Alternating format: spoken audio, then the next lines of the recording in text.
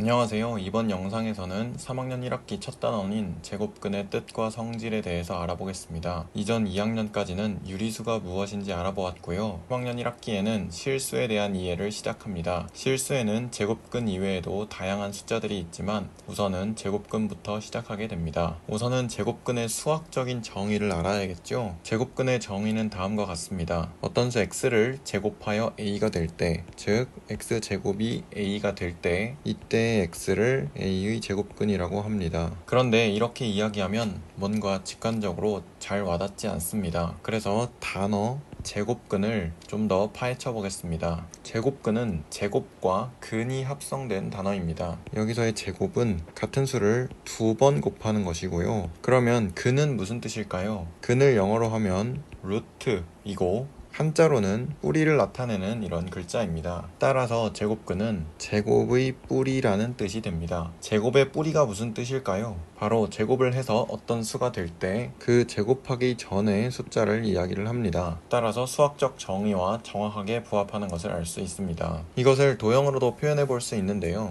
일반적으로 길이를 나타낼 때는 미터라는 단위를 쓰죠. 그리고 넓이를 나타낼 때는 미터 제곱이라는 단위를 많이 씁니다. 여기서 유추하여 정사각형을 생각해 보겠습니다. 이렇게 정사각형의 한 변의 길이를 x라고 하면 넓이는 x제곱이 되고 이 넓이가 a가 될 때 한 변 x의 길이를 a의 제곱근이라고 정했습니다. 그러면 제곱근의 의미가 직관적으로 와닿습니다. 또한 정사각형을 숫자 하나로 나타낸다고 하면 한 변의 길이로 나타낼 수 있습니다. 한 변의 길이만 알면 그 변을 확장하여 정사각형을 찾을 수 있기 때문이지요. 따라서 정사각형의 한 변의 길이가 정사각형의 근원이라고 생각할 수 있습니다. 그래서 정사각형의 뿌리라는 의미에서 영어로는 스퀘어 루트라고 하였고 이것이 그대로 제곱근이 된 것입니다. 예를 들어서 넓이가 1인 정사각형 25개를 모아서 하나의 정사각형을 만든다고 하면 한 변의 길이가 5짜리인 정사각형을 만들면 됩니다. 만약에 넓이 1인 정사각형이 4개 있으면 한 변의 길이가 2가 되게 되겠지요. 그런데 만약에 정사각형이 20개 있다고 해봅시다. 한 변의 길이를 4로 하게 되면 넓이가 16이 되어서 4개가 남고요.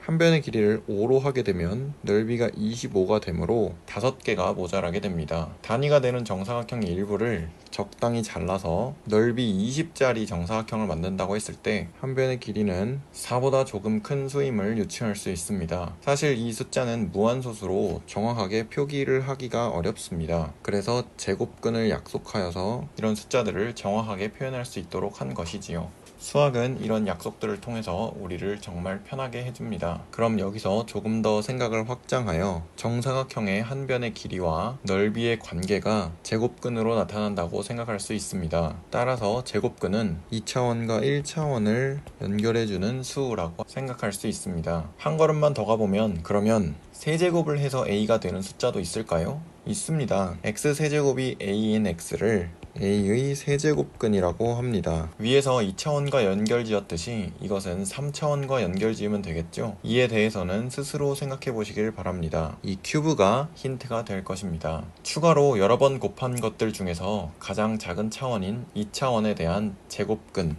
즉 스퀘어 루트가 대표성을 인정받아서 여기 있는 스퀘어를 빼고 루트만으로 해도 된다고 약속을 했습니다. 우리가 다루는 숫자들은 어떤 숫자든지 제곱을 하면 항상 0이거나 양수가 됩니다. 따라서 위에 제곱근의 정의에서 a는 항상 0보다 크거나 같아야만 합니다. a가 0일 때 제곱근인 x는 0뿐이고 a가 양수일 때는 제곱근은 양수와 음수의 두 개가 있고 그 x들끼리의 절대값이 같다는 것을 알 수 있습니다. 그리고 음수의 제곱근은 없다는 것도 알 수 있지요. 그러면 제곱근을 어떻게 표현할까요?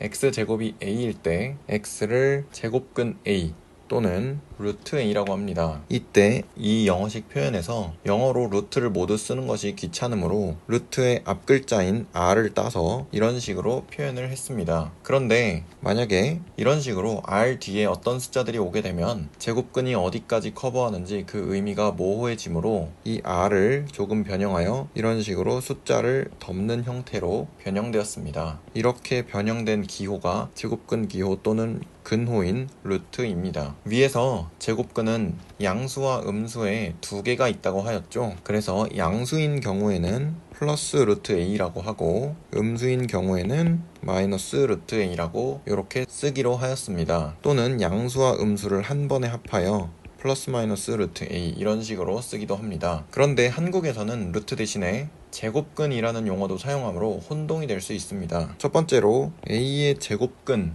이라는 것은 제곱근의 정의로서 x제곱이 a가 되는 모든 x들을 말합니다. 따라서 플러스 마이너스 루트 a가 되겠지요. 두 번째로 제곱근 a라는 표현이 있는데요. 여기서의 이 제곱근은 근호를 나타내는 것으로서 단순하게 루트 a를 읽은 것 뿐입니다. 따라서 제곱근 a는 루트 a가 됩니다. 이렇게 두 가지를 혼동할 수 있으므로 정의를 정확하게 알고 있는 것이 중요합니다. 제곱근은 그 정의에 따라 다음과 같은 성질이 있습니다. 어떤 숫자 x에 대하여 루트 x제곱을 p라고 해보겠습니다. 루트 x제곱을 봤을 때 이 안에 있는 x제곱은 항상 양수가 되게 되고 바깥에 전체 부호가 양수이므로 이 숫자는 양수가 되어야 한다는 것을 알 수가 있고요. 그런데 이 숫자가 x로 표현이 되어야 하고 x제곱이 마이너스 x의 제곱과 같다는 사실을 이용을 하여 p가 마이너스 x 전체의 제곱으로 표현을 하여서 양수로 마이너스 x로 나오게 된다는 것을 알 수 있습니다. 그런데 이것은 중학교 1학년 1학기에 배웠던 절대값의 정의와 정확하게 같습니다. 따라서 정리해보면 우리가 p라고 하였던 루트 x제곱의 경우에는 x가 양수이거나 0이 되면 그대로 x로 나온다는 것을 알 수가 있고요. x가 음수가 되면 마이너스를 달고 나온다는 것을 알 수가 있습니다. 여기 이렇게 마이너스를 달고 나와야 마이너스 x가 양수가 되어 이 전체에 부합한다는 사실도 확인을 해봤었지요. 그런데 이것은 중학교 1학년 1학기에 배웠던 절대값의 정의와 정확하게 같습니다. 절대값 x는 x가 양수인 경우엔 그냥 나오고 x가 음수인 경우엔 마이너스 x로 나오게 됩니다. 따라서 여기 보이는 루트 x제곱과 이 절대값 x는 서로 같다는 사실을 알 수가 있습니다. 이에 따라서 임의의 양수 a에 대해서 다음의 성질들이 성립합니다. 첫 번째로는 루트 a의 전체 제곱을 하면 a가 되고요. 그리고 마이너스 루트 a의 전체 제곱을 하여도 a가 됩니다. 이것은 제곱근의 정의를 이용을 하여 유도를 할 수가 있는데요. 이것은 유도 과정은 스스로 생각을 해보시면 좋을 것 같습니다. 두 번째로는 루트 a의 제곱의 경우에는 a가 되고 루트 마이너스 a의 제곱의 경우에도 a가 된다는 것을 알 수가 있습니다. 두 번째의 경우에는 위의 절대값을 참고하여 생각해 보시면 좋을 것 같습니다. a의 제곱근은 넓이가 a인 정사각형의 한 변의 길이라고 하였습니다. 따라서 제곱근의 대소를 판단을 할 때에는 정사각형의 크기를 생각을 해보면 매우 쉽습니다. 정사각형의 넓이가 크면 당연히 그 한 변의 길이도 길겠죠. 따라서 어떤 양수 a와 b에 대하여 a가 b보다 작으면 루트 a가 루트 b보다 작게 되고요. 두 번째로 루트 a가 루트 b보다 작으면 그것을 제곱한 것인 a가 b보다 작게 됩니다. 여기까지 실수의 첫걸음인 제곱근에 대해서 알아보았습니다. 도형을 이용하여 직관적으로 이해하고 정의를 정확하게 공부한다면 제곱근이 어렵지 않을 것입니다. 시청해주셔서 감사합니다.